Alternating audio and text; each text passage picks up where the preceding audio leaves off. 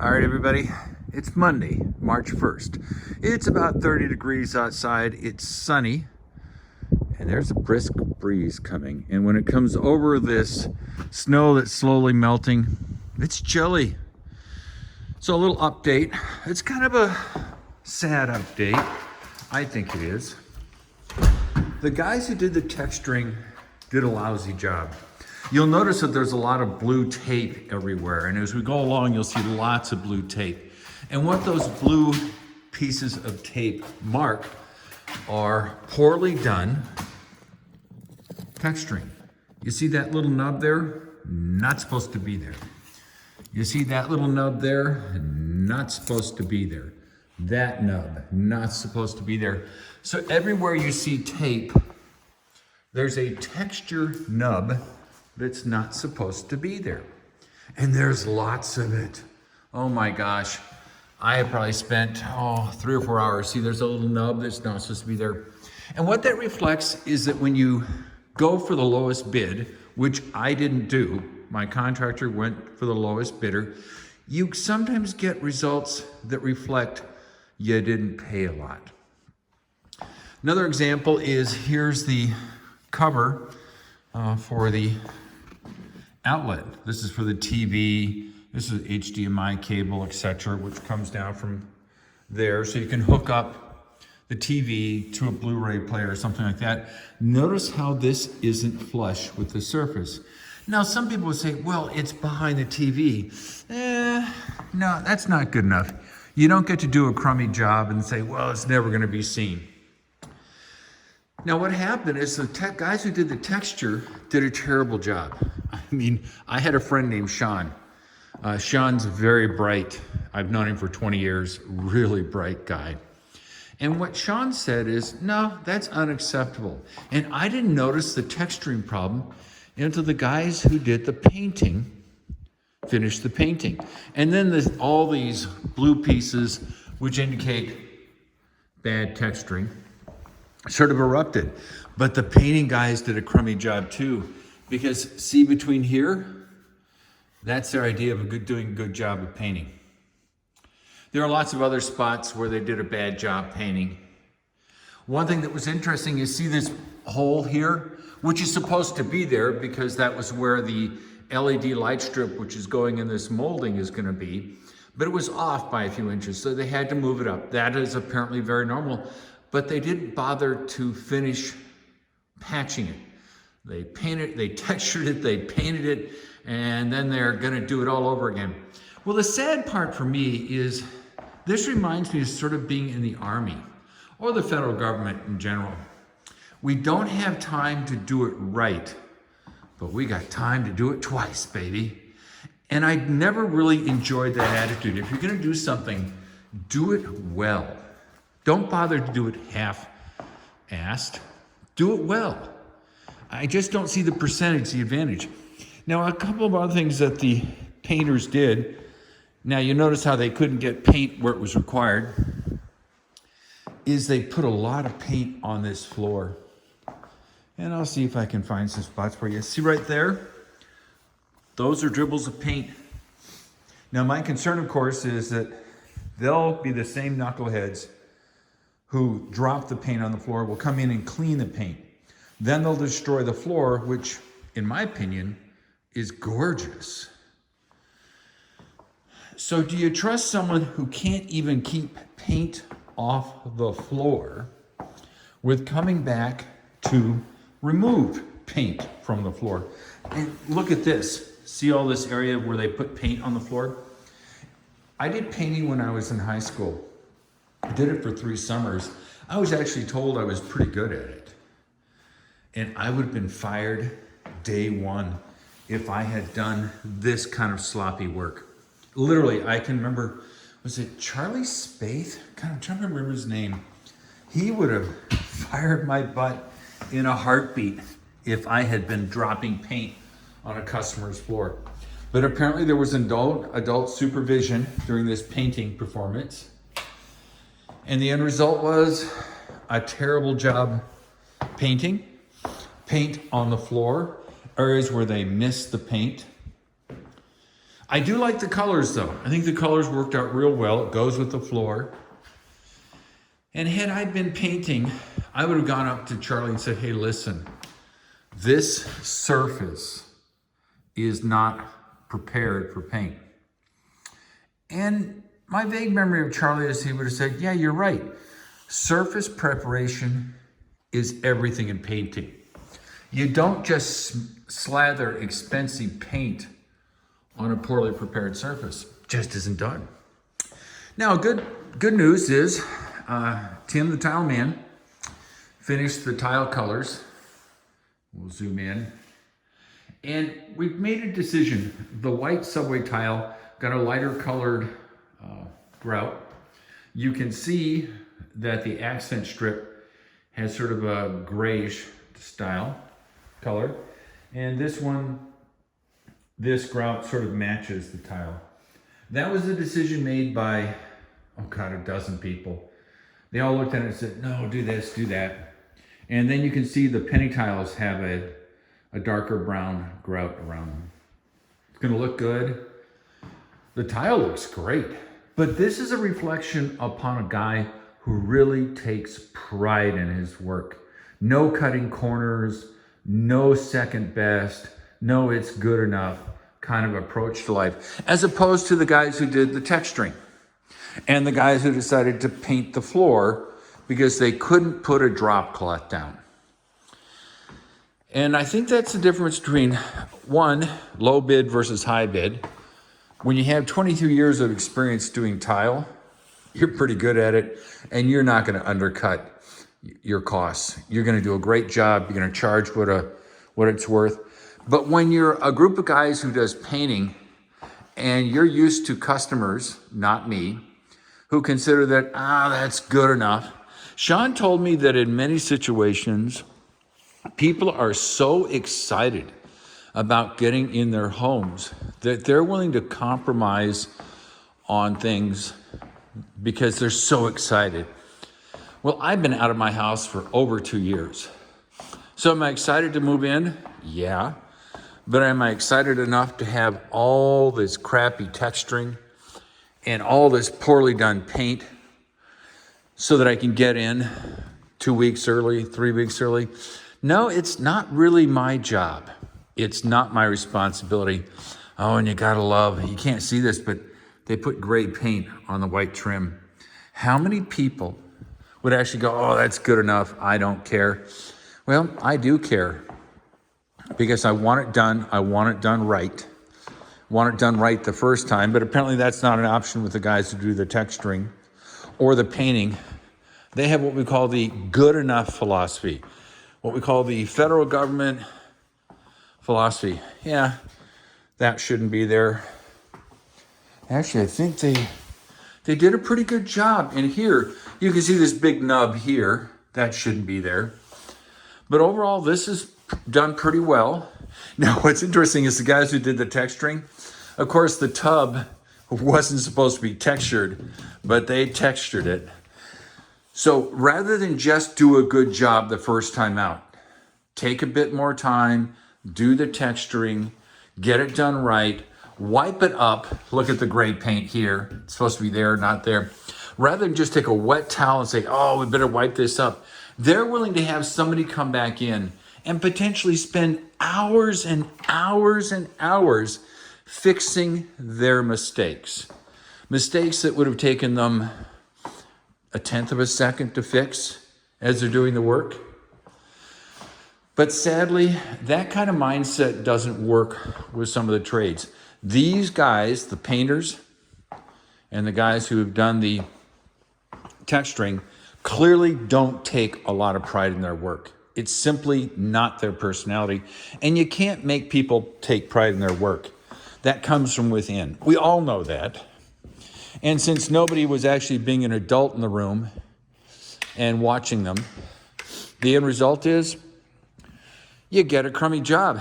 Now, this is the garage. I haven't gotten a ladder or a scaffolding to get up 17 feet. So that area is untouched with blue, but I suspect once I get the ladder and scaffolding, it'll be a sea of blue tape, documenting all the spots where things aren't done well. And then obviously, sadly, the electricians who do really good work didn't think that getting this plate flush with the surface was important. Once again, it's probably, well, it's gonna be behind the TV. Yeah, that's not the way I roll. Do it right or don't do it at all. And here's another thing. See that? That's what we call drywall. It needs to be fixed. It's already been painted. It's already been textured. But nobody said, geez, let's do the drywall first. Let's get it ready. Let's do it once. Let's get it textured. Let's get it painted. Now we'll come back and we'll do it twice. So my friend Sean and a couple other friends said, hey, mark everything that's wrong with the blue tape. Then take pictures, document what it is, and when they, quote, come in and fix it, use the pictures in your notes and examine it all over again. I'm hoping that they do a good job. I'm hoping. Am I hopeful? I'm not so sure. If you're okay with doing a crummy job out of the box, you're probably not really motivated doing a good job. But I'm not the general contractor. I didn't hire these guys. I had nothing to do with hiring these people because there'd be a little come to the, you know what, Jesus meeting with them right now. Now, what's interesting is, see this crack right here? That reflects that they probably took the drywall and they put it sideways. Because as I learned from Sean, most drywall has a groove in it when you mount it 8 feet up and 4 feet across. But it looks like what they did is they took a piece of drywall here, 4 feet, buttered it up to another one, and now it's cracked already. So according to Sean, they're gonna have to dig this out, put some fiberglass tape over it, refinish it, make it nice and smooth so you don't have that crack. Now, how many people would accept that crack because it's just a garage and I wanna get in? Well, like I said, I've been at this for 2 years. I'm not that guy. And then look at the surface here on the texturing. Maybe it's hard to tell in the video, but this is just terrible. It's just terrible. It's all lumpy and bumpy. They did a terrible job, but rather than do it right the first time, they're gonna do it a second time, and potentially a third time, and potentially a fourth time. I have no reason to believe they're gonna do a better job on subsequent attempts to do it. Another crack, more crummy texturing. It's as if they said, screw it, it's a garage, who cares? And now this is my first run. It's hard to see all the blue tape. And like I said, I don't have a ladder yet. I haven't gotten up high. But I thought it was kind of sad. They're this close to having it done right, this close. And nobody's around to supervise them and say, whoa, stop, wait a minute. This is unacceptable. Because according to Sean, and the people I've talked to, when they're texturing, all they do is they just whack it down. These little bumps happen. And I was looking in my apartment, I don't have any of these little bumps. Same kind of texturing, the knockdown. But what you do is when you get a terrible result like this, they literally just knock it down and retexture it. They knock it down and retexture it. But for reasons that are unknown to me, they didn't feel the need to do that. Such is life. Now, on a positive note, the additional shelving units were delivered. The guy who delivered it was awesome, nice, polite, kind. But all the guys who've worked for Home Depot who've done the delivery, it's a third party, have all been delightful. Oh, another interesting thing. As they're sanding and getting the surface ready, I don't know if you can see the dust. There's the dust. Nobody thought that covering this up with a sheet of plastic would be a good idea. Instead, everything's covered in dust. And this is the washing machine or dishwasher. It's gonna have to be installed. So rather than keep it clean, which would have taken what? 50 cents worth of plastic and a minute's worth of effort, it's let the next guy suffer with the problem. Let somebody else have to clean the whole thing, vacuum it. Hopefully you get the impression that I am totally disappointed with the guys who did the texturing, the guys who did the painting, and more importantly, the general contractor who had to have this pointed out to him as unacceptable. Now, on a more positive note, the in-floor heat is humming right along. It's hard to describe to you how comfortable this in-floor heat is. Everybody told me, my friends told me, oh, you're gonna love it, you're gonna love it. It's 70 degrees in here. That's the air temp. It is delightful. It's 30 degrees outside. I already told you how uncomfortable it is.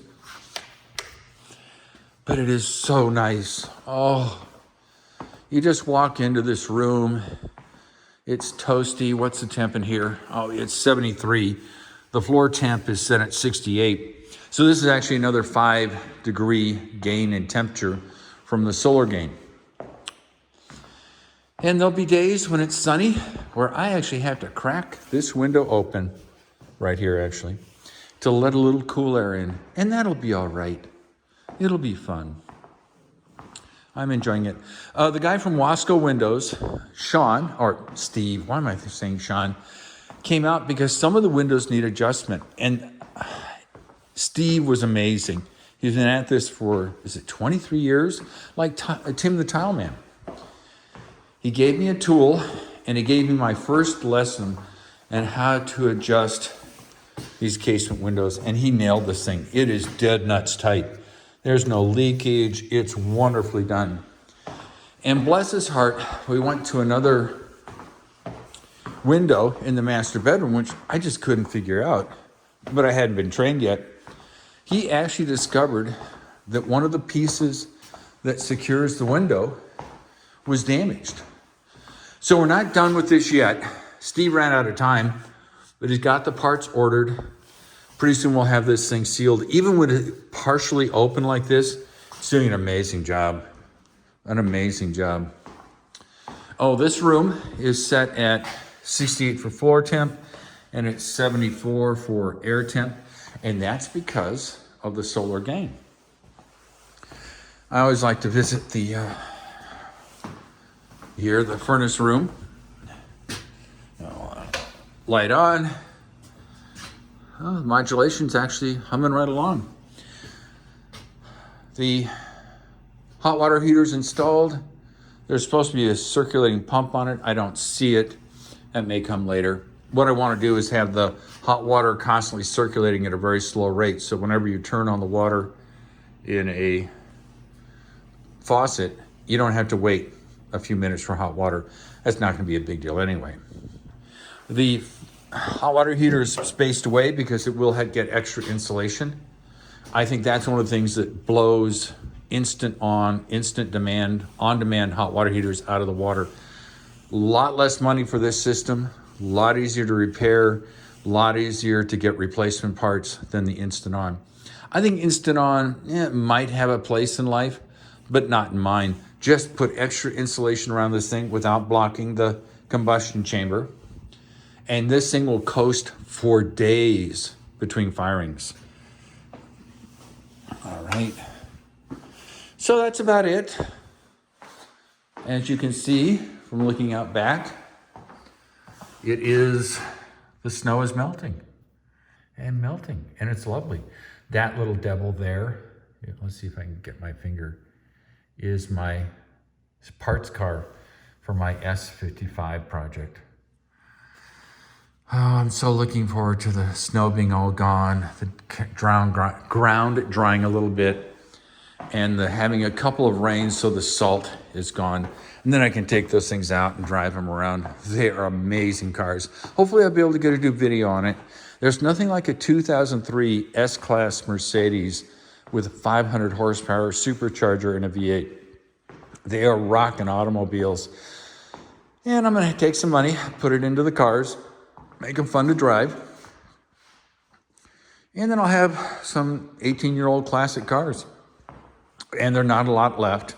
So I figure, I'll break even on the vehicles. I'll get to entertain myself with working on them. Learn a lot about doing rod bearings and gaskets and other cool things, which I've never done before. So have a good time. I hope you're all having a good day. And if you can, keep smiling. I'll talk to you later. Bye.